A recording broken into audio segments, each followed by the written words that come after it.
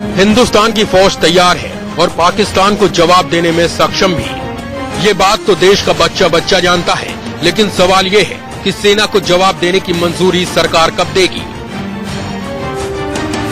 LOC पर पाकिस्तान के इस ताजा हमले के बाद सरकार ने दिल्ली में पाकिस्तान के डिप्टी हाई कमिश्नर को तलब किया, लेकिन तब तक पाकिस्तानी फौज सीना जोरी दिखा चुकी थी। पाकिस्तानी फौज के प्रवक्ता का कहना था, हम भारत के आरोपों को सिरे से खारिज करते हैं। एलओसी पर पाकिस्तान की ओर से किसी भी तरह की फायरिंग नहीं हुई। हैरानी इस बात पर भी है कि भारत अब भी पाकिस्तान के साथ रिश्ते सामान्य बनाने के लिए दोबारा बातचीत शुरू करने की सोच रहा है।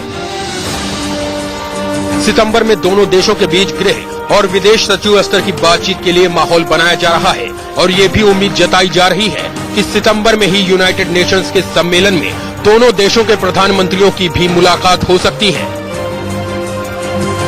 अब बड़ा सवाल ये है कि क्या भारतीय जवानों के खून से कूटनीतिक रिश्ते सींचे जाएंगे। मिथिलेश कुमार के साथ राकेश कुमार सिंह, दिल्ली, इंडिया न्यूज। तो सबसे बड़ा सवाल कि क्या हमने अपनी फौज के हाथ पांव बांध दिए हैं? क्या सरकार की नीति पाकिस्तान से जो लोग आते हैं भारतीय सैनिकों को मारकर चले जाते हैं ऐसी ही रहेगी? इसी मसले पर हमारे साथ बात करने के लिए कांग्रेस के वरिष्ठ नेता और राष्ट्रीय प्रवक्ता मीम अफजल साहब जुड़े हुए हैं। भारतीय जनता पार्टी से रामेश्वर चौरसिया जुड़े हुए हैं, जो कि पार्टी के राष्ट्रीय सचिव और प्रवक्ता हैं। साथ ही साथ हमारे साथ Sheelkant Sharma, ambassador, farmer ambassador जुड़े हुए हैं। नोएडा स्टूडियो में हमारे साथ मौजूद हैं रिटायर्ड कर्नल वीएन थापर साहब। थोड़ी ही देर में हमारे साथ कुछ और खास मेहमान जुड़ेंगे, लेकिन सबसे पहले अफजल साहब, लगातार ये घटनाएं हो रही हैं और पिछले साल के मुताबिक 80% घटनाओं में बढ़ोतरी हुई है इस तरह का। इसका पूरा हम आपको ग्राफिक दिखाएंगे, लेकिन सवाल ये खड़ा होता है यहाँ पर, सरकार ने, क्या यूपीए 2 सरकार ने भारतीय सेना के हाथ पांव बांध कर रखे हैं कि पाकिस्तान वाला आए, हिंदुस्तान के अंदर घुसे, मारे सैनिकों को और चला जाए? देखिए, सबसे पहले जो ये इंसिडेंट हुआ है इस पर मैं ये कहूंगा कि इससे पूरा देश और हम सबको बहुत ही ज्यादा गम और गुस्सा है और पूरे देश के अंदर एक ऐसा इस वक्त वातावरण है जिसमें बेहद, जैसा आपने खुद फरमाया कि बड़ा जबरदस्त गुस्सा है, लोगों के अंदर बड़ा आक्रोश है। और जो लोग मरे हैं, जो हमारे नौजवान शहीद हुए हैं, उनकी फैमिलीज के साथ हमको पूरा कहना चाहिए कि हमदर्दी और उस गम में हम उनके साथ हैं। जहां तक आपने फरमाया कि हम लोगों ने क्या अपनी फौज के हाथ बांध रखे हैं, तो ऐसा बिल्कुल नहीं है। मैं आपको बताना चाहता हूं, डिफेंस मिनिस्टर के ही अपने बयान के अंदर ये बात कही गई है कि पिछले 2 महीने में, अगस्त के महीने में, जुलाई के महीने, बल्कि 2 महीने से कम में तकरीबन 19 जो टेररिस्ट, हार्डकोर टेररिस्ट हैं जिन्होंने घुसने की कोशिश की, उनको एलिमिनेट किया गया, उनको मारा गया। और हमारी सेना जो है वो सतर्क है। ये रात में 3 इसीलिए इस तरह से 5 सैनिक एक साथ मारे जा रहे हैं। 3:55 पर रात में ये वाकया हुआ। और आपने शायद देखा भी होगा कि जिस तरीके से बताया गया कि अचानक कुछ लोग आए, पता नहीं वो फौजी थे या फौजी की वर्दी में टेररिस्ट थे, जो भी थे, उन्होंने अचानक हमला करके इन 5 लोगों को कत्ल करने का काम किया है। तो ये कहना कि हमने फौज के कोई हाथ बांध रखे हैं, ऐसा बिल्कुल नहीं है। फौज को जिम्मेदारी के साथ काम करने की पूरी आजादी है और वो करती है। और मैं आपको ये भी बताना चाहता हूं, देखिए, इस वक्त माहौल ऐसा है कि अभी मैं किसी और चैनल पर था, वहां भारतीय जनता पार्टी के एक वरिष्ठ नेता थे, उन्होंने बहुत अच्छी बात कही कि इस वक्त हम इस पर सियासत ना करें, बल्कि हमको मिलजुल करके इस पूरी जो लड़ाई है उसके बारे में सोचना चाहिए और उसके बारे में कोई स्ट्रेटेजी बनानी चाहिए। हमारी स्ट्रेटेजी है, हम जानते हैं कि इस वक्त, अभी आपने नवाज शरीफ का भी गालिबन जिक्र किया, नवाज शरीफ के आने के बाद हमको उम्मीद थी कि उन्होंने माजी से शायद कुछ सबक सीखा होगा और उन्होंने कुछ ऐसे ही ख्यालात का इजहार भी किया। लेकिन हम ये देख रहे हैं कि शायद जो पाकिस्तान में जो लोग इलेक्टेड हैं, जो लोग चुन करके आते हैं, उनका हुक्म ज्यादा नहीं चलता, बल्कि वहां जो एक पूरा सेक्शन है, जिसको आप फौज कह लीजिए, आईएसआई कह लीजिए, उनकी अपनी गतिविधियां जो हैं वो चलती रहती हैं। और इसलिए डिफेंस मिनिस्टर ने अपने स्टेटमेंट के अंदर ये सब बात उस अंदाज से लिखी है। देखिए, सरकार के लिए सबसे बड़ी डिफिकल्टी होती है डिफेंस का मामला और फॉरेन अफेयर्स का मामला। ऐसा होता है इसके अंदर बहुत सारी चीजों के बारे में हम पब्लिकली बहुत बातें नहीं कह सकते हैं। मैं ये बात कहना चाहता हूं, स्पष्ट रूप में कहना चाहता हूं कि हम लोग सतर्क हैं और जो वाकयात होते हैं उससे ऐसा नहीं है। मेरे पास पूरे डाटाज हैं कि पिछले 8-9 सालों में जो टेररिस्ट एक्टिविटीज थी जम्मू कश्मीर के अंदर, जो इन्फिल्ट्रेशन था वो कितना कम हुआ, लेकिन हजारों से सैकड़ों पर आ गया। बताते हैं कि बड़ा है। नहीं, बढ़ा नहीं है। मेरे पास अगर आप मुझे इजाजत देंगे तो मैं बता भी दूंगा, लेकिन मेरा ख्याल है हम दूसरे पॉइंट पर आएंगे। एक जवाब बीजेपी से भी ले लेते हैं। अफजल साहब, इतना बड़ा एक्सप्लेनेशन दिया रामेश्वर चौरसिया जी, क्या आप कांग्रेस और सरकार के इस एक्सप्लेनेशन से संतुष्ट हैं? क्या आपको नहीं लगता कि सरकार ने फौज के हाथ पांव बांध दिए हैं? दीपक जी, ये तो पता ही नहीं चल रहा है कि फॉरेन नीति क्या है और डिफेंस के अलर्टनेस क्या है, ये पता नहीं चलता है। आज जो मारे गए हैं, मैं तो देख रहा हूं उसमें बिहार रेजिमेंट के लोग मारे गए हैं, उनके साथ हमदर्दी तो पूरे देश की है। लेकिन मैं कांग्रेस के प्रवक्ता से ये पूछना चाह रहा हूं, आज बड़ी सफाई दे रहे हैं कि सोनिया गांधी जी तो निंदा करती है कि हमें एक्शन लेने चाहिए, इतनी बड़ी घटना के बाद प्रधानमंत्री से बोलने से इनकार करते हैं, डिफेंस मिनिस्टर सफाई देते हैं, और नीम अफजल साहब खुद ही कंक्लूजन निकाल। मुझे नहीं ये पता था कि नीम अफजल साहब हिंदुस्तान के या सरकार के या कांग्रेस पार्टी के तरफ से बोल रहे हैं या कहीं पाकिस्तान से मिली जुली इनका वक्तव्य आ रहा है। ये कह रहे हैं कि पता नहीं टेररिस्ट था कि आतंकवादी था, कि आतंकवादी के ब्रेस में टेररिस्ट था, पता नहीं इनको कौन सा इंटेलिजेंस से इन्होंने पता कर लिया, तो उस इंटेलिजेंस से इनको ये पता नहीं चला था कि वो हमला करने वाले हैं। मैं कांग्रेस पार्टी से एक ही सवाल पूछता हूं, हाथ पैर अगर नहीं आप बांध रखे हैं डिफेंस के और मिलिट्री के, तो आखिर वो 2 सर काट के ले जाते हैं, रात को 5 मारते हैं, तो आपकी सेना क्या चूड़ियां पहन रखी थी क्या? सेना हमारे सेना में कितने मारा? आप सेना के हाथ पर बांध रख, आप डिफेंस मिनिस्टर बोलते हैं कि हमारी सेना मजबूत है, हम सक्षम है, तो आपकी सेना क्यों नहीं मारा? 5 मारा तो आप 50 मारते ना। किसने रोका? क्यों रोका? क्या रात के अंधेरे में वो हमारे पर हमला कर देंगे, हमारे देश में घुस करके मार देंगे और हम सोए रहेंगे? क्या जवाब है? 355 में आए, ये कहानियां सुना। अरे कहानी सुनाना बंद कीजिए अफजल साहब, पढ़िए कांग्रेस पार्टी से एक्शन ले। मैं हिस्ट्री में जाना नहीं चाहता। अगर मैं आपकी कहानियां सुनाऊंगा सरकार की तो आपको शायद जवाब देना भारी हो जाएगा। सफाई देते हैं, आपको जवाब देना भारी हो जाएगा। पंजाब से लेकर के कारगिल तक और कारगिल से लेकर लाहौर तक नहीं भारी होगा। आपने जो किया चिंता मत वो सब बताने की अगर मैं पूरी हिस्ट्री बताऊंगा तो आप लोगों को बात करने का भी मौका नहीं मिलेगा। बता दूं मैं आपको। आप बोल रहे थे तो मैं नहीं बोल रहा था। ना आप बोल रहे थे तो मैं नहीं बोल रहा था। नहीं, आपने जो कहा चूड़ियां, ये गुफ्तगू जो आप कर रहे हैं, ये तो आपके जो नेता हैं जो अरुण जेटली साहब, उन्होंने राज्यसभा में जो भाषण दिया है जरा पहले उसको देख लिया होता। उन्होंने क्या कहा? उन्होंने ये कहा कि हम यहाँ पर जितनी चाहे बहस करें, लेकिन हमको मिलजुल करके एक कंक्लूजन पर आना चाहिए। आपकी जो गुफ्तगू है वो मिलजुल करके कंक्लूजन पर आने वाली नहीं है। सुन लीजिए, मिलजुल करके आप जवाब दीजिएगा, ये गलत परंपरा है। जवाब क्या दूं आपको? अगर मैं आपसे सवाल करने लगूं आपके पास कोई जवाब नहीं है। हजारों लोग आपने मरवा दिया। मामले में हम आपकी गलत पॉलिसी थी, टोटल फेल्योर था फॉरेन मिनिस्ट्री मामले में हम पॉलिसी का साथ है। अरे नीम टोटल फेल्योर था आपके जमाने में। राष्ट्रीय प्रवक्ता आप कहें तो मैं अभी आपको पूरी चीजें बता देता हूँ। अरे थोड़ा पेशेंस रखिए, सुन लीजिए।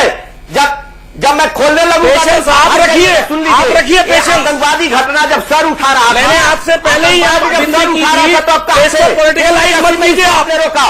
आपके लोग सड़कों पर मुजाहरा कर रहे हैं, आपकी सरकार थी, आपके लोग सड़कों पर मुजाहरा कर रहे हैं। आप याद है जब कंधार के अंदर लोग हमारे 200 लोगों को बंदी बना करके रख दिया गया था, तो अटल बिहारी वाजपेयी और जसवंत सिंह के घर के ऊपर फैमिलीज जो थी उन्होंने क्या किया था? लेट गए थे। क्या किया था आप लोगों ने? यही दलील देखे तो आतंकवादियों बात करते हैं, आतंकवादियों की मदद आप लोग करते हैं। यही दलील देखे आतंकवादियों की मदद करते हैं, फिर आप वही काम कर रहे हैं। आतंकवादियों की मदद आप कर रहे थे। आपने क्यों नहीं उस आपने यहाँ से आतंकवादी ले जाकर छोड़ने का काम किया, चूंकि आप डिप्लोमेसी जानते नहीं हो। आतंकवादी की घटना होती है तो आपके प्रवक्ता किस तरह के बयान देते हैं? आप आतंकवादी सर उठा रहे थे तो उस समय कहा थे केंद्र में आपकी सरकार मैंने थी। पहले जुमले में कहा कि राजनीति करने की जरूरत नहीं है। अगर आप राजनीति करोगे तो फिर आपको जवाब देना पड़ेगा हमको। पूछता हूँ कैसे बड़ी सरकार?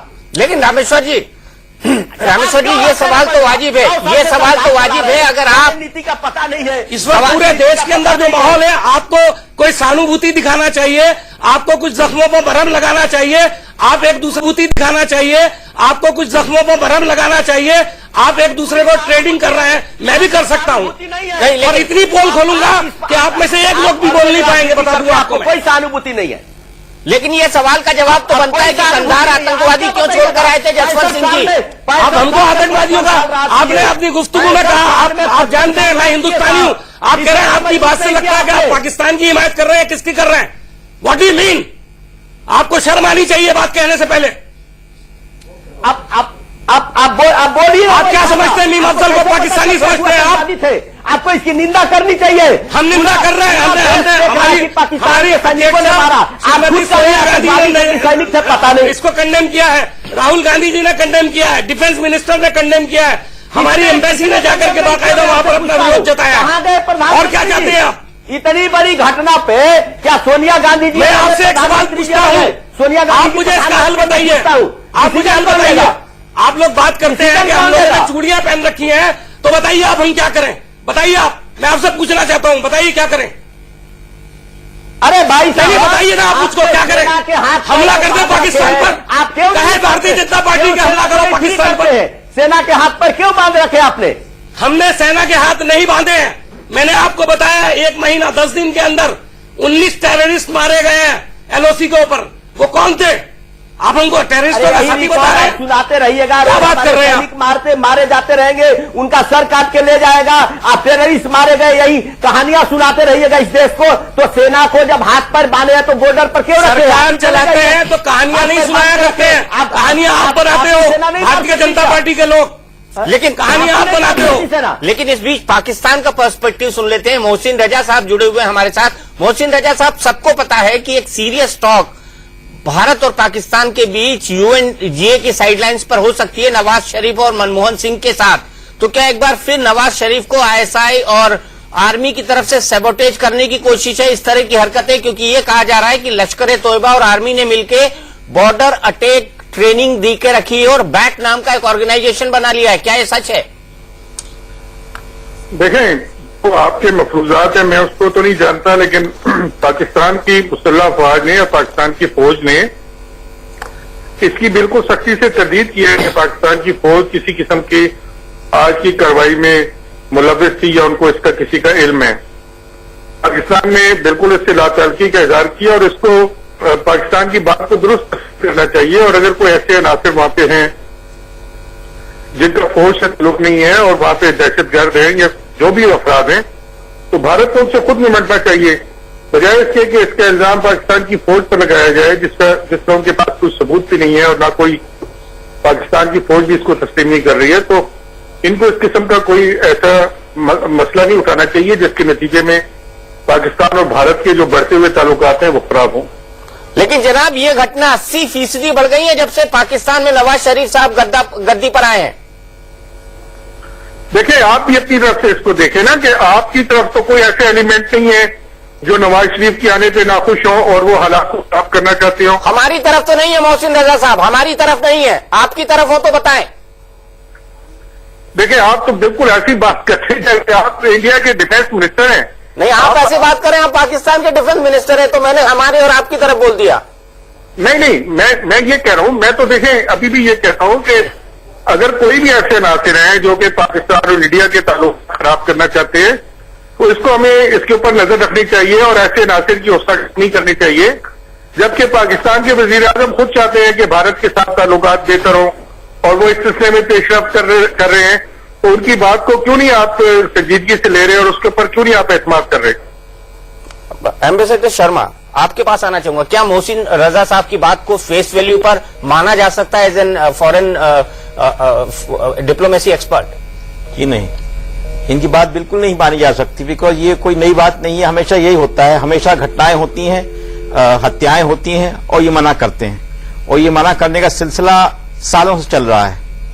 तो ये कोई नई बात नहीं है और ये जो डिनायल है ये इनकी नीति का एक बड़ा भारी हिस्सा बन गया है। तो चाहे वो पाकिस्तान के अधिकारी हों, चाहे ऑफिशियल लोग हों, पॉलिटिकल लीडर हों, चाहे मीडिया कमेंटेटर्स हों, सब यही कहते हैं कि नहीं हमने नहीं किया साहब, और उल्टा भारत पे ही ब्लेम कर देते हैं कि आपके ही लोग होंगे। तो ये तो सफेद झूठ है।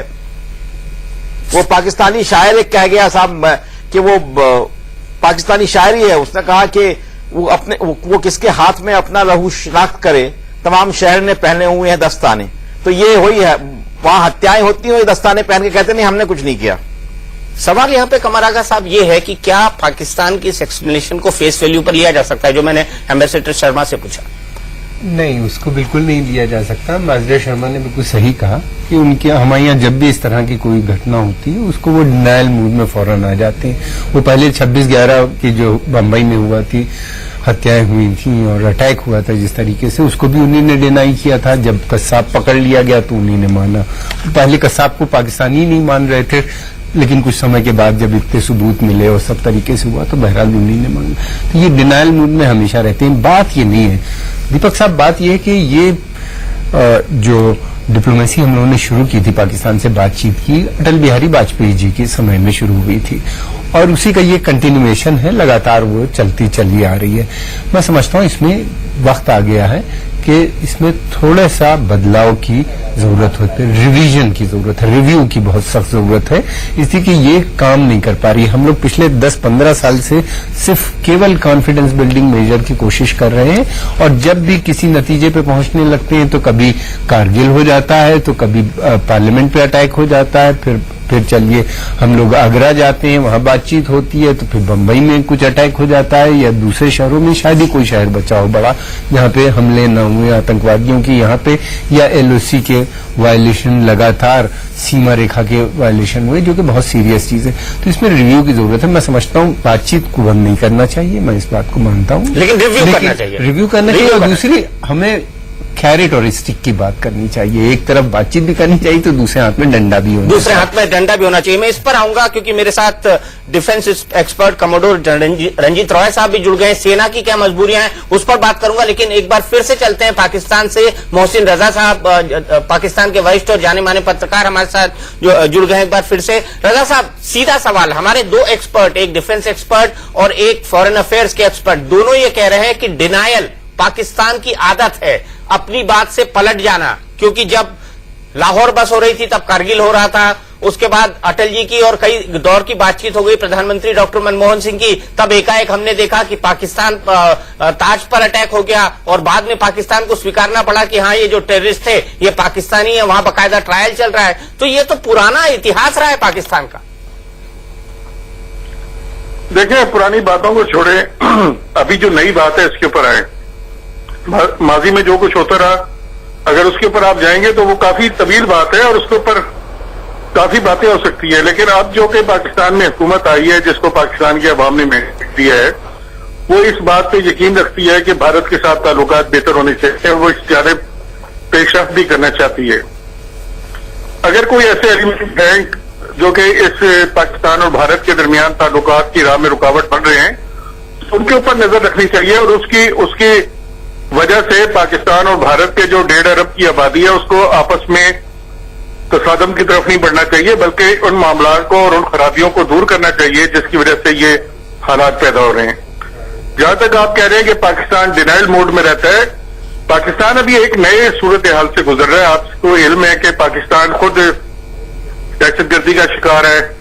कल पाकिस्तान के जो बल्तिस्तान के इलाके में एक एसएसपी को, एक कर्नल को और एक कैप्टन को शहीद कर दिया गया। आज बलूचिस्तान में 13 पंजाबी जो थे उनको बसों से उतार कर शहीद कर दिया गया। पाकिस्तान खुद एक बड़े क्राइसिस से गुजर रहा है और इस सूरत हाल में अगर आप पाकिस्तान से ये तवक्को रखेंगे कि पाकिस्तान में जो भी हुकूमत है और जो भी यहाँ पे लोग इंतजाम संभाले हुए हैं वो उसी तरीके से हालात को लेकर चलेंगे जैसे आज से 20 साल पहले या 25 साल पहले थे, तो वो शायद मुमकिन ना हो। नॉन स्टेट एक्टर्स की मौजूदगी है, लेकिन नॉन स्टेट एक्टर्स के ऊपर पाकिस्तान की हुकूमत का भी कोई इख्तियार नहीं है और वो खुद जो है वो उनसे लड़ रही है और उनसे जंग कर रही है। Non state actor, commodore Ranjit Rai साहब, क्या ये नॉन स्टेट एक्टर्स के पीछे छुपना पाकिस्तान की नीति बन गई है? देखिए, मैं तो फौज की तरफ से आपको बताऊंगा। अभी जो डिनायल की बात कर रहे हैं, पाकिस्तान आईएसआई और आर्मी ने जो कारोबार किया हुआ है, उन्होंने इंस्ट्रक्शंस दिए हुए हैं उनके पॉकेट्स को जो आतंकवादी है और जो आईएसआई के लोग हैं, सिविलियन लगवे, आप कुछ भी कीजिए भारत के साथ, ऐसी कार्रवाई कीजिए हम डिनाई कर सकें। और ये उन्होंने परफेक्शन किया हुआ है। अक्रॉस द लाइन वो लोगों को भेजते हैं, उनके फौजी उनके पीछे उनकी मदद कर रहे हैं। आपको पता है कि हमारे एक फौज के लड़के को उनका कत्ल करके उनका सिर अलग करके छोड़ दिया। उन्होंने ये परफेक्शन किया हुआ है। अब दूसरी बात आई है, भारत क्या करे? भारत तो डेमोक्रेसी है, मीडिया खड़ी हुई है, देख रही है। पाकिस्तान की तरफ से कोई मीडिया वगैरह नहीं देख रही है, वो नहीं देख सकते, मिलिट्री उनके पीछे लगे हुई है। अभी देखिए 3 दिन में ईद आ रही है, हमारे प्राइम मिनिस्टर साहब ने बड़ी कोशिश की है कि भाई दोस्ती करो। उनको पूछना चाहिए, ईद आ रहा है, आपको दोस्ती चाहिए या दुश्मनी? 5 बिहार रेजिमेंट के लोग मारे गए। वो देखिए, मैं फौज का आदमी हूं, हमें कुछ पता होना चाहिए क्या कर सके। रूल्स ऑफ एंगेजमेंट किसी ने बोला होने चाहिए कि local commander can then start shelling, अपने लोग को बचाने के लिए एक बड़ा उसके बाद शेलिंग करके उनके पोस्ट पे हमें भी कुछ होना चाहिए। लेकिन ये रूल्स ऑफ एंगेजमेंट कमांडर को होना चाहिए। ये दिल्ली में जब पार्लियामेंट चल रहा है और डिस्कशन हो रहा है, उससे कुछ नहीं होने वाला है। हमारी देश डेमोक्रेसी है और हमें ये मारपीट चीन की तरफ से पाकिस्तान से ज्यादा होती जा रही है और हमें सुरक्षित रहना चाहिए। मोहसिन रजा साहब, बड़ा सीधा सवाल यहां पर, जानबूझकर इस तरह की चीजें प्लान करी जा सकती है जिसका डिनायल हो सके बड़ी आसानी से पाकिस्तान की तरफ से?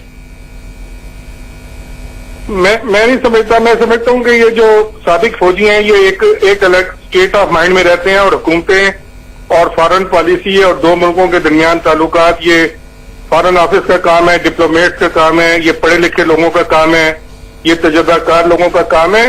फौजियों का काम है कि वो जो उनको ऑर्डर मिलता है वो उसके ऊपर अमल करें।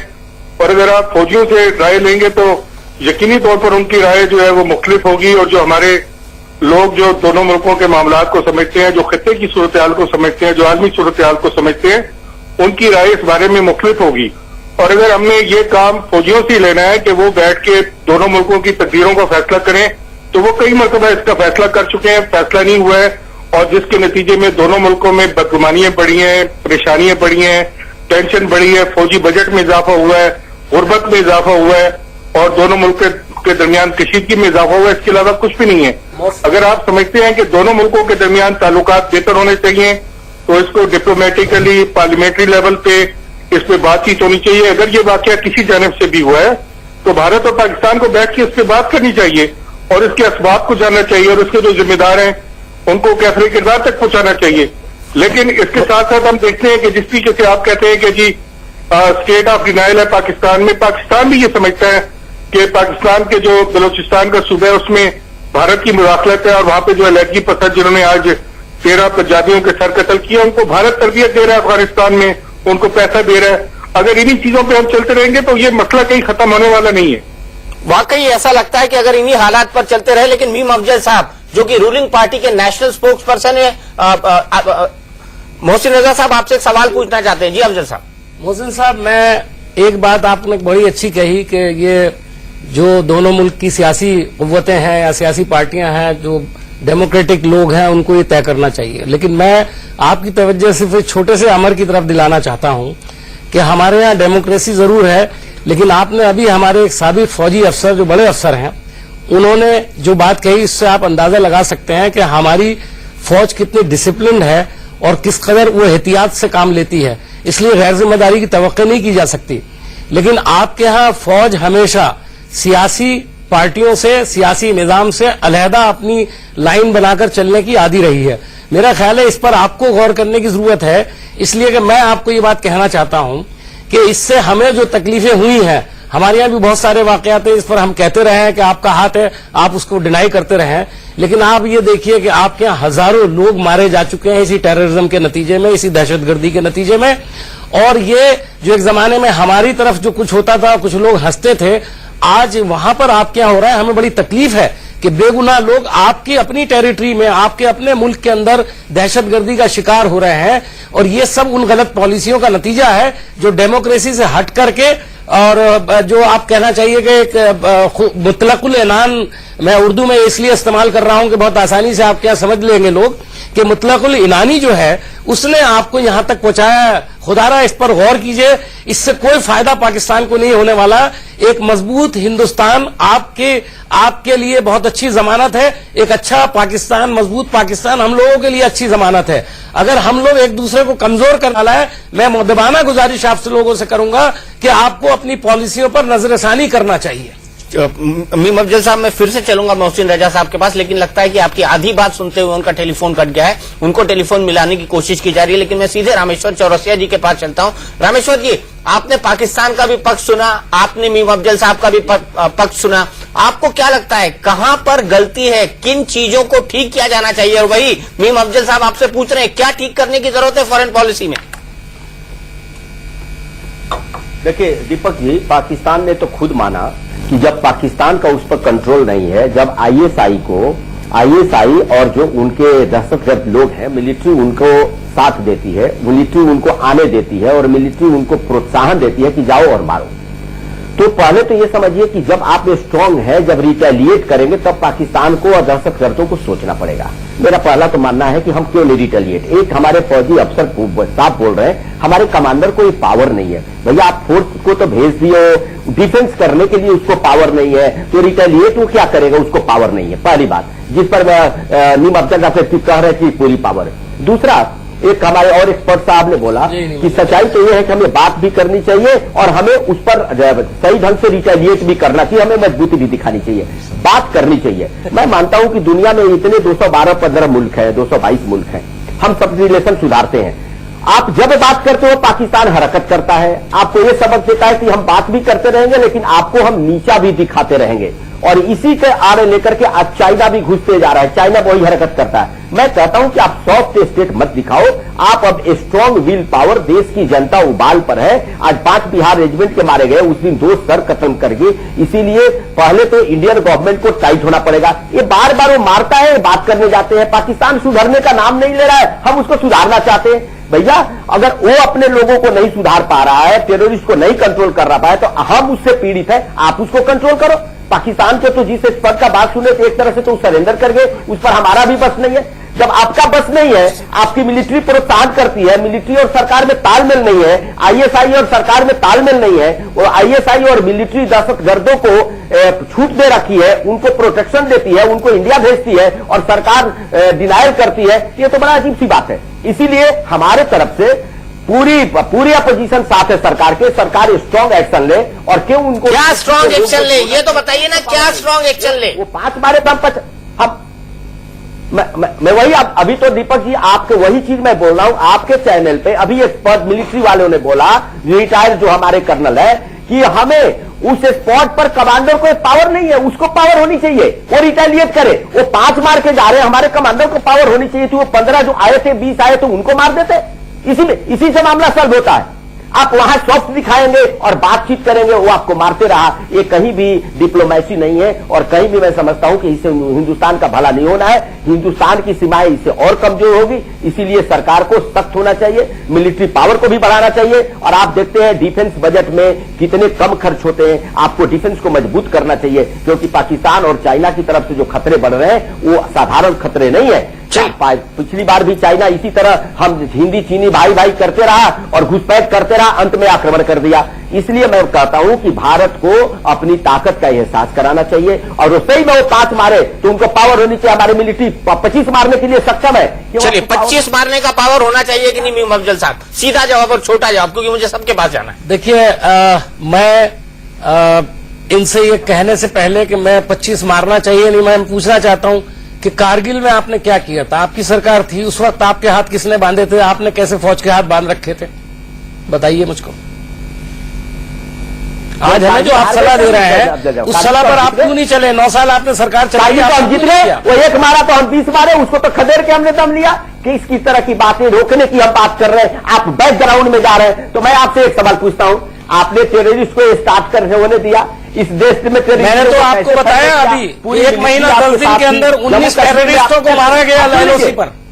आप ये क्या है जरा बताएं तो सही आप मुझको। नीम अफजल, आप साधारण एक लाइन में पूछ रहा हूं आपसे, एक लाइन सुन लीजिए फिर बताइएगा। आपने जब विल पावर दिखाया, पाकिस्तान ये पंजाब से टेररिज्म खत्म हो गया, गिल साहब ने विल पावर दिखाया।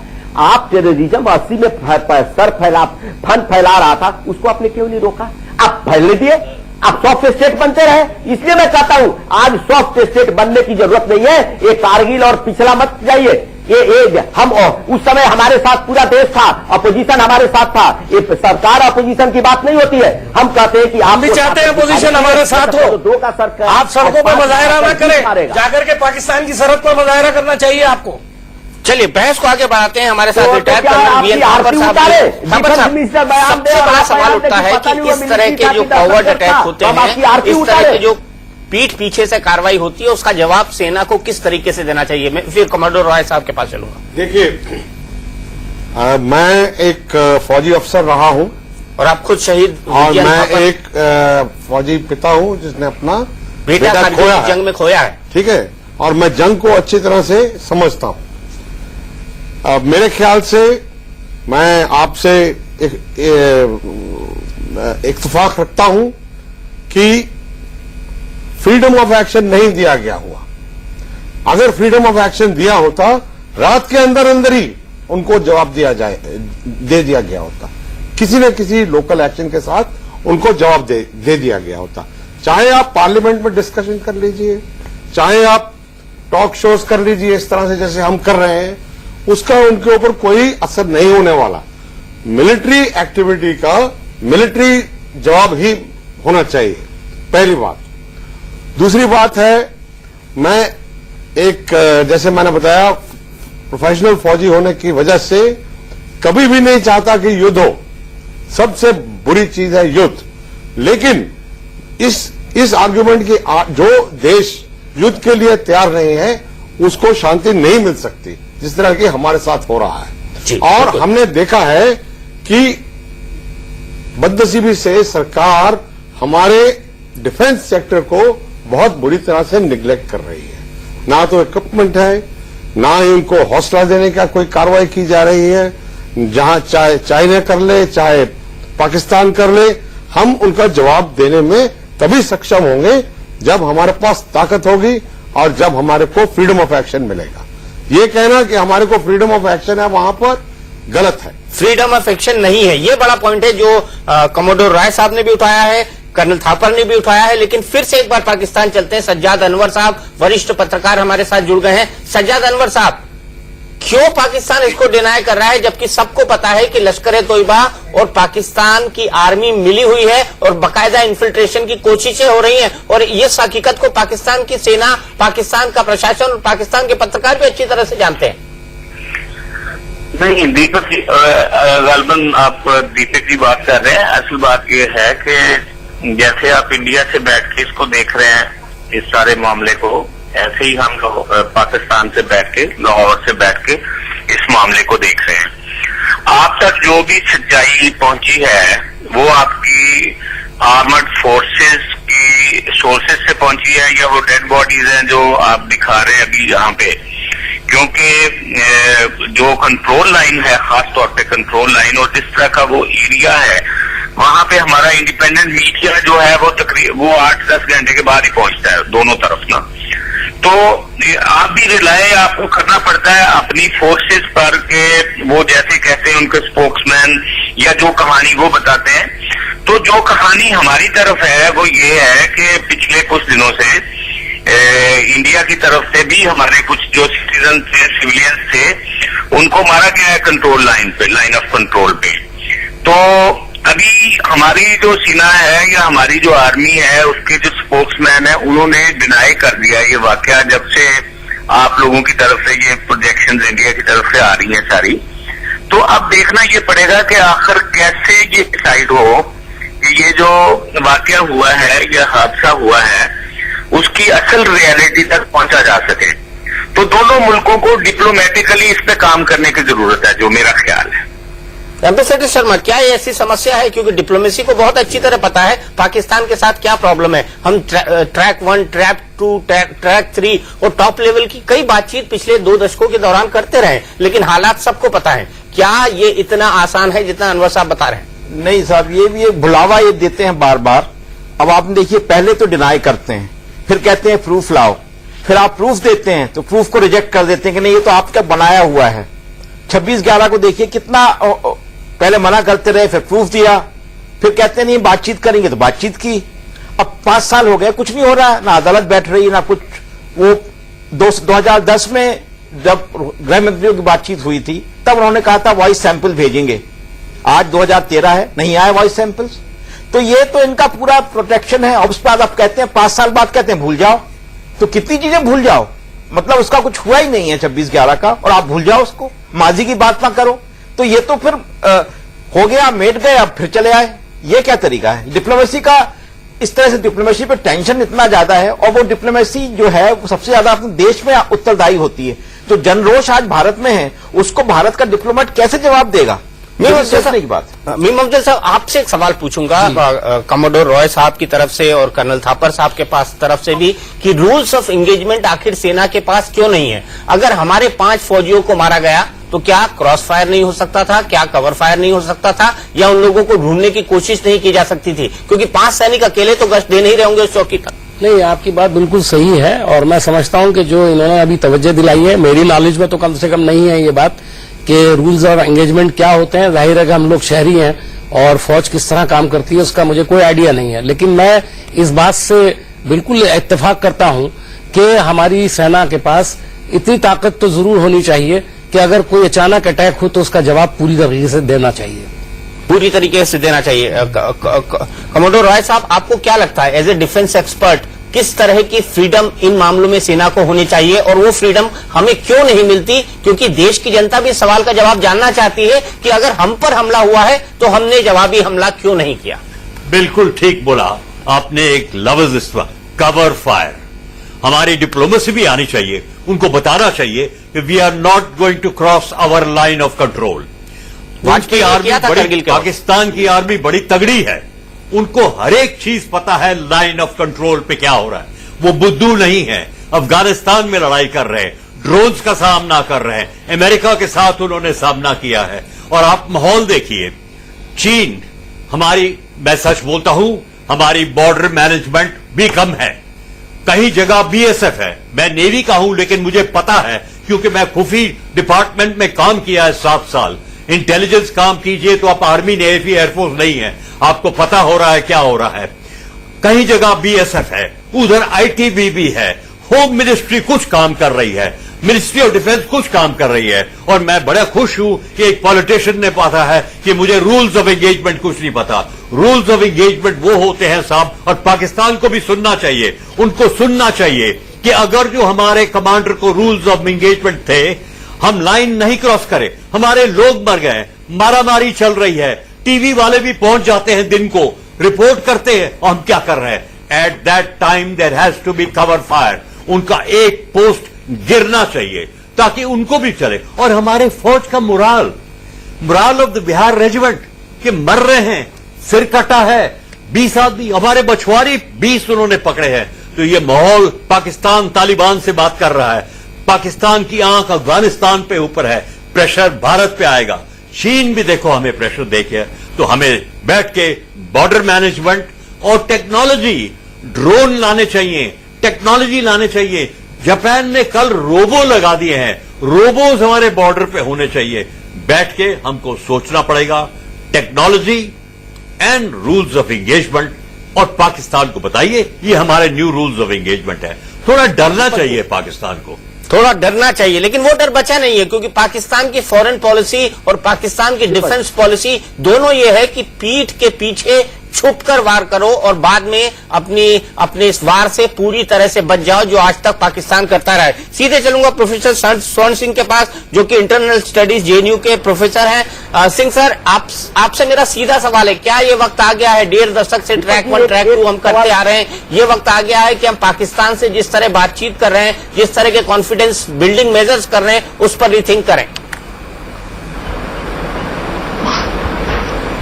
देखिए, बहुत से अलग अलग कंपोनेंट हैं पाकिस्तान पॉलिसी के भारत की तरफ से। उसमें track 2, track 3, trade, political exchanges और सब तरह की बातचीत अपनी अपनी जगह पर वो ठीक है और उनका असर है। पर जो बात बहुत जरूरी है इस वक्त समझने में वो ये है कि जो पाकिस्तान सेना कर सकती है वो भारत की सेना नहीं कर सकती।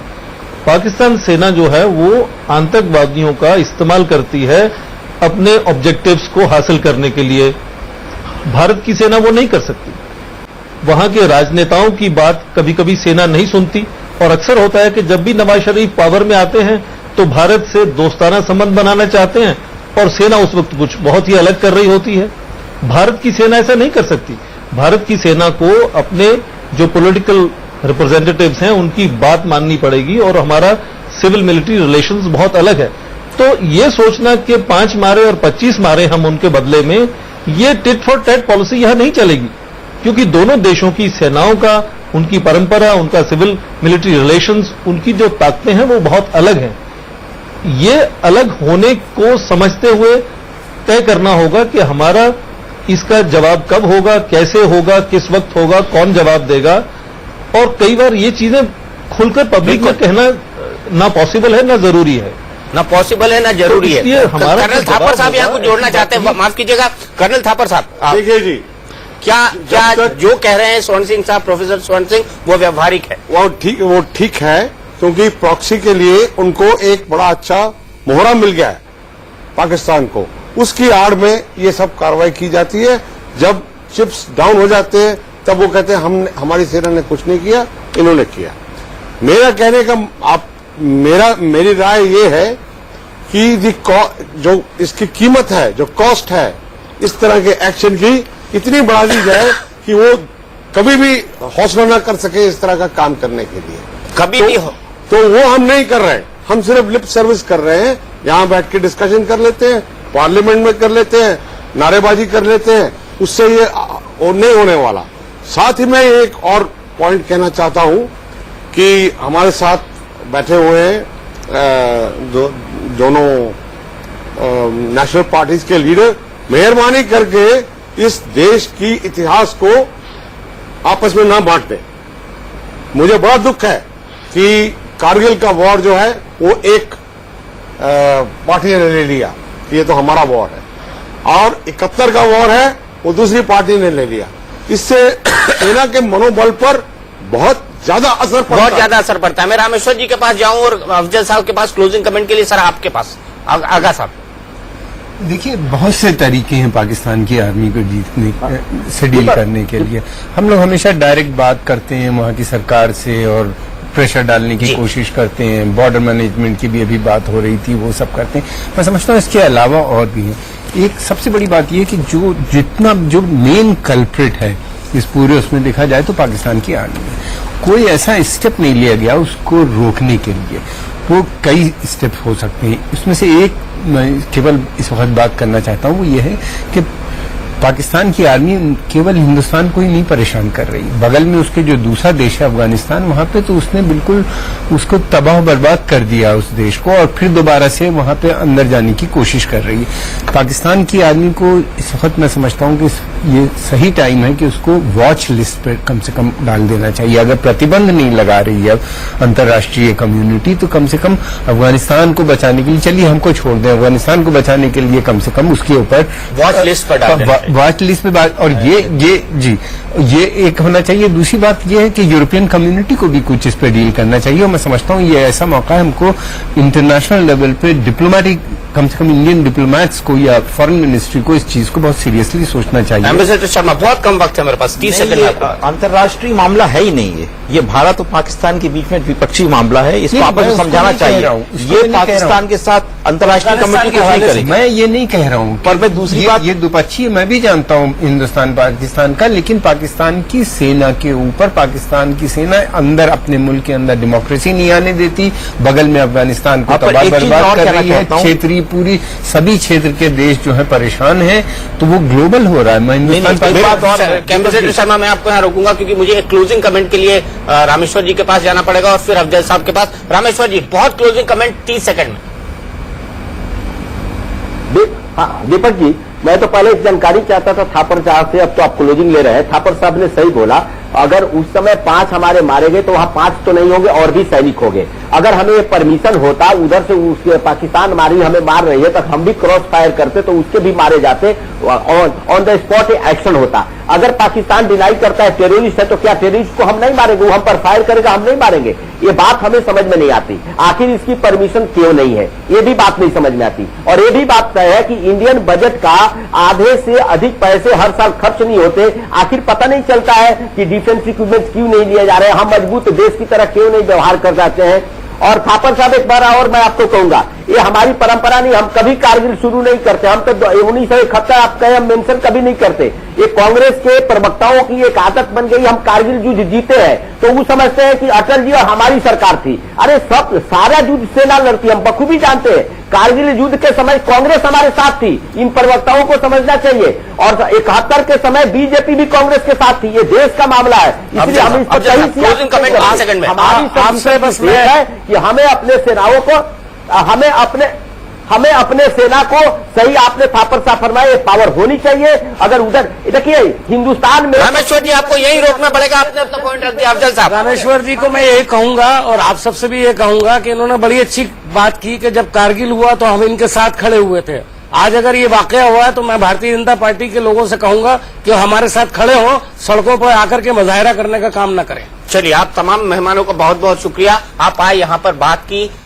बड़ी सीधी सी बात है, पाकिस्तान के अंदर कहा जाता है कि वहां दो चीजों की बहुत चलती है, तीन चीजों की, और वो है आर्मी, आईएसआई और अमेरिका। लेकिन सवाल यहां पर यह उठता है कि क्या ये पाकिस्तान में नवाज शरीफ के आने के बाद वहां पर भी क्या दो फाड़ हो गए हैं, एक आईएसआई और आर्मी का, जो नवाज शरीफ को वहां पर स्टेबल होने देना नहीं चाहता। बहरहाल हालात जितने भी हों, लेकिन भारतीय सेना के लोगों के पास भी रूल्स ऑफ एंगेजमेंट की टर्म्स एंड कंडीशंस होना चाहिए, यानी गोली का जवाब गोली से। आज की बहस में इतना ही। इंडिया न्यूज पर खबरों का सिलसिला लगातार जारी है।